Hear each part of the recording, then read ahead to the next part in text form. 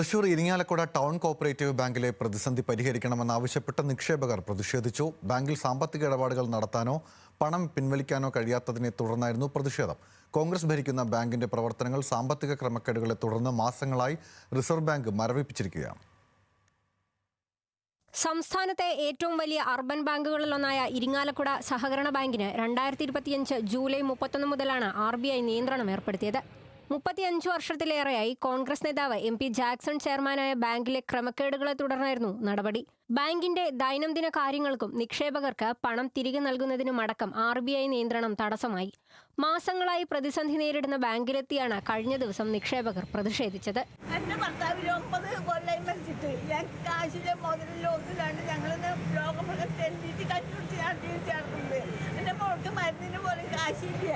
ഞങ്ങൾ എവിടെ പോയിട്ട് തരേണ്ടത്?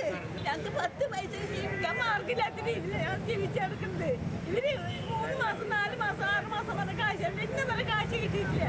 ഞങ്ങൾ കാശ് വേണമെങ്കിൽ എവിടേക്ക് പോകണം? ഞങ്ങള് RBIയുടെ കീഴിലുള്ള ബാങ്ക് എന്നുള്ളതിലുണ്ട്.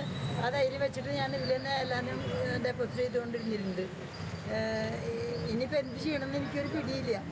ഇങ്ങനെ പോകണമെങ്കിൽ എനിക്ക് പ്രായം കവിഞ്ഞിരിക്കുകയാണ്. ഇനി ഇത് കിട്ടിയില്ലെങ്കിൽ എൻ്റെ കാര്യം ഭയങ്കര പ്രശ്നമാണ്. RBI നിയന്ത്രണങ്ങൾ പ്രകാരം ബാങ്കിലെ ദൈനംദിന ഇടപാടുകൾ മുന്നോട്ട് കൊണ്ടുപോകാൻ കഴിയാത്തത് നിക്ഷേപകർക്കും സഹകാരികൾക്കും ഏറെ ബുദ്ധിമുട്ടുണ്ടാക്കി. നിയന്ത്രണ കാലയളവിൽ ഒരാൾക്ക് പരമാവധി 10,000 രൂപ മാത്രമേ പിൻവലിക്കാനാവൂ. ജൂലൈ 30 വരെ നിലനിൽക്കുന്ന നിയന്ത്രണങ്ങൾ ഇനിയും തുടരാനുള്ള സാധ്യത കണക്കിലെടുത്താണ് സഹകാരികൾ പ്രതിഷേധം ശക്തമാക്കിയിരിക്കുന്നത്. സ്ഥിരം ഞാൻ മരുന്ന് കഴിച്ചുകൊണ്ടിരിക്കുന്ന ആളാണ്. മരുന്ന് മേടിക്കാനായിട്ട് എവിടെ നിന്ന് നടക്കേണ്ടത്? ഇനി റൂട്ടിൽ തെണ്ടി നടക്കണം.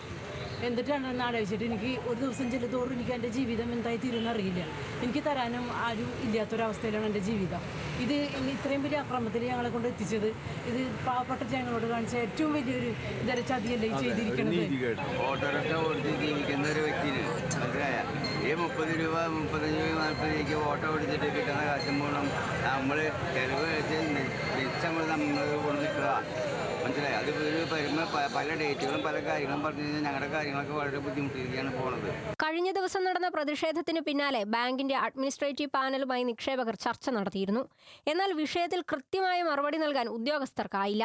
ഇതിനു പിന്നാലെ കേന്ദ്രമന്ത്രി സുരേഷ് ഗോപിക്ക് നിക്ഷേപകർ പരാതി നൽകി.